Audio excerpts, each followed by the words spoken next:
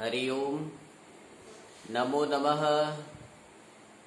संस्कृत प्रशिक्षण कार्यक्रमे भवतां सर्वेषां आचार्याणां छात्र छात्राणां संस्कृत प्रेमिणां हार्दिकं सुस्वागतम् अभिनन्दनं वन्दनम्। आगम्यताम् अद्य वयं पठिष्यामः अयादि स्वर संधिः। अति उत्तमं बहुदिनेभ्यः भवन्तः मम पाठं पठन्ति शृण्वन्ति पश्यन्ति तदर्थम् अहम् अनेकशः धन्यवादान् प्रयच्छामि। इतोपि आगामि दिव्यवाणी संस्कृतं चैनल मध्ये भवतां प्रतिदिनं मया सह मेलनं संभविष्यति इति मम आशा। आगम्यताम् अद्य वयं पठामः अयादि स्वर संधि। आइए आज पढ़ते हैं हम सब अयादि स्वर संधि। विगत दिनों आपने गुण यण दीर्घ वृद्धि इन चारों संधियों को पढ़ा और उसको देखा जाना समझा। आज आपको अयादि स्वर संधि पढ़ाने के लिए मैं आचार्य दिव्येश्वर शास्त्री दिव्यवाणी संस्कृतम चैनल के माध्यम से आपका अभिनंदन करता हूँ, वंदन करता हूँ और नमन करता हूँ। और साथ साथ में एक सुंदर वेद की सूक्ति के साथ आपको आमंत्रित करता हूँ। आनो भद्रा कृतौ यन्तु विश्वतो अदब्धा स्वपरितासोद्भिदः। आनो भद्रा कृतौ यन्तु, हमारी चारों ओर अच्छाई ही अच्छाई हो, ये शुभ कामना के साथ आज आपके साथ में आया हूं। आगम्यताम धन्यवाद। आइए पिछले दिनों हमने पढ़ा गुण संधि। गुण होता है ई के स्थान पर यह गुण हो जाता है, ई को ए गुण होता है, ऊ को ओ गुण होता है, री को अर गुण हो जाता है और री को अल गुण हो जाता है। ऐसे गुण संधि पढ़ा। यण संधि में ई के स्थान पर य हो जाता है आगे स्वर वर्ण होने पर, ऊ को व हो जाता है आगे स्वर वर्ण होने पर, री को र हो जाता है आगे स्वर वर्ण होने पर और रे को ल हो जाता है आगे स्वर वर्ण होने पर। उसके लिए सूत्र है एको यणचि। गुण संधि के लिए सूत्र है आद गुणः। उसके पश्चात दीर्घ के लिए है, आपने पढ़ा अकः सवर्णे दीर्घः। आ ई उ को दीर्घ होते जाता है, अ को आ हो जाता है, ई को दीर्घ ही हो जाता है, उ को दीर्घ हो जाता है, री को दीर्घ हो जाता है, किंतु रे का दीर्घ नहीं होता है। इस प्रकार से दीर्घ संधि। वृद्धि संधि में है ना, वृद्धि संधि में महर्षि पाणिनि जी ने कहा वृद्धि राजेश, है ना। वृद्धि अ को आवृद्धि होता है, ए को ऐ वृद्धि होता है, ओ को अवृद्धि हो जाता है और री को आर वृद्धि होता है और रे को आल वृद्धि हो जाता है। आल का अर्थ है समस्त। ऐसे संस्कृत का ही शब्द अंग्रेजी में प्रयुक्त होता है। तो आप अभी हम लोग सब पढ़ रहे हैं अच स्वर। अच का अर्थ है स्वर और हल का अर्थ होता है व्यंजन। अच स्वर अच संधि के अंतर्गत में आज मैं आपको पढ़ाने जा रहा हूं अयादि स्वर संधि, जो कि बहुत ही सरल है। महर्षि पाणिनि जी ने अपने अष्टाध्यायी में एचु अय वायावह ये सूत्र का प्रणयन किया है। ध्यान दें, एचु अय वायावह। एच किसको कहते हैं? एच प्रत्याहार है। एच का अर्थ होता है ए ओ ऐ औ, इसको एच कहा जाता है। इसके स्थान पर क्या होता है ये अयादि संधि में मैं आपको बताऊंगा। उसके साथ साथ में इसके जो उदाहरण हैं इसको भी आज मैं बताने का प्रयास करूंगा और मैं आशा करता हूं कि आप इस दिव्यवाणी चैनल के माध्यम से बहुत बढ़िया सीखते हुए अपने छात्र छात्राओं को सीखें, सिखाएं, स्वयं सीखें और सिखाएं। इन्हीं शुभकामनाओं के साथ शुरुआत करता हूं। एचु अय वायावह। ए के स्थान पर अय आदेश हो जाता है। ध्यान दें, ए के स्थान पर अय आदेश होता है आगे कोई स्वर वर्ण होने पर। ऐ के स्थान पर ऐ, ऐनक के ऐ जो होता है, ऐ के स्थान पर आय आदेश होता है आगे कोई स्वर वर्ण होने पर। ध्यान दें, ओ के स्थान पर अव आदेश होता है आगे कोई स्वर वर्ण होने पर, और औ के स्थान पर आव आदेश हो जाता है आगे कोई स्वर वर्ण होने पर।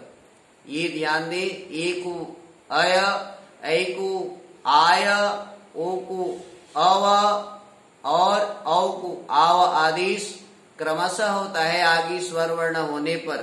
किंतु एक नियम और है इसमें, इस अयादि संधि में आगे, है ना, आगे आप ध्यान से सुनेंगे इसका क्या क्या नियम है, कैसे उदाहरण बनता है। पहले उदाहरण में आपको बताते चलूंगा, आपको समझ में आता जाएगा। जैसे एक उदाहरण, ए धन अयः, ए धन अयः तो बन जाएगा अयः, है ना। आगे चलते हैं, ने धन अनम, ने के बाद में अ आ गया तो नयनम, ने धन अनम, कवे धन ए कवये, हरे धन ए हरये, चे धन अनम चयनम। इस प्रकार से आपने देखा ए के पश्चात यदि अ आता है तो अय आदेश हो गया चयनम, नयनम, कवये, हरये। ये इसके उदाहरण है, संधि विच्छेद पूर्वक इसको आप जाने। और ऐ का भी उदाहरण में आपको बताऊं, ऐ के स्थान पर आय आदेश होता है, तो जैसे, है ना, ऐ धन अयच बनेगा आयच, ऐ धन अयच आयच, गै धन अकह गायकः, नै धन अकह नायकः, सै धन अकह सायकः, गै धन अंति गायन्ति, गै धन अंति गायन्ति। और इस प्रकार से आपने देखा, इसमें ऐ का उदाहरण मैंने आपको बताने का प्रयास किया है। और आगे चलता हूं, ओ का उदाहरण। ओ से क्या बनता है, ओ को अव आदेश हो जाता है, तो उसके लिए कहा, है ना, भोधन अनम भवनम, बोधन अनम पवनम, बोधन अनम भवनम, पोधन अनम पवनम, गोधन एषणा गवेषणा, गोधन एषणा गवेषणा, विष्णोधन इह विष्णवीह, विष्णोधन इह विष्णवीह। आपने देखा ओ को अव आदेश का उदाहरण, ओ को अव आदेश हो जाता है, जिसके बहुत सुंदर सुंदर उदाहरण आपको, जैसे भोधन अवति भवति, गुरुधन गुरोधन ए गुरवे, भानोधन ए भानवे, भोधन अनम भवनम, श्रोधन अणम श्रवणम, श्रुधन, है ना, श्रु को श्रो हो जाता है श्रवणम, भवनम। इस प्रकार से आपने देखा ओ के स्थान पर अव आदेश, और आगे जो अंतिम है औ के स्थान पर आव आदेश, उसके उदाहरण में आपको बताने चलता हूं, है ना। जैसे पौधन अकह पावकः, भौधन अकह भावकः, भौधन उकह भावुकः, ऐसा भी बनेगा, भावकः भी बनेगा, भावुकः भी बन सकता है। और असोधन अयम असावयम, अग्नौधन इह अग्नावीह, इंदौधन उदिते इंदौधन उदिते इंदाव उदिते, इंदौधन उदिते इंदाव उदिते, द्वौधन एतौ द्वाव एतौ, द्वाव औ की मात्रा है और इधर एतौ, द्वाव एतो, औ के स्थान पर आव आदेश, है ना। आपने समझ गए होंगे, पौधन अकह, पौ में दीर्घ औकार और इधर अकह पावकः, भावकः भावुकः। इस प्रकार से आपने सुना ये अयादि स्वर संधि का उदाहरण और परिभाषा। पुनश्च दोहरा रहा हूं, ए के स्थान पर अय आदेश, ऐ के स्थान पर आय आदेश, और ओ के स्थान पर अव आदेश, औ के स्थान पर आव आदेश हो जाते हैं। बाद में कोई भी स्वर वर्ण होने पर महर्षि पाणि जी ने स्पष्ट सूत्र बनाया है, एचो अयवायावः, एचो ए ऐ औ के स्थान पर अय आय अव आव आदेश हो जाता है। इस प्रकार से आपने मेरे से दिव्यवाणी संस्कृतम चैनल के माध्यम से अयादि स्वर संधि को सीखा।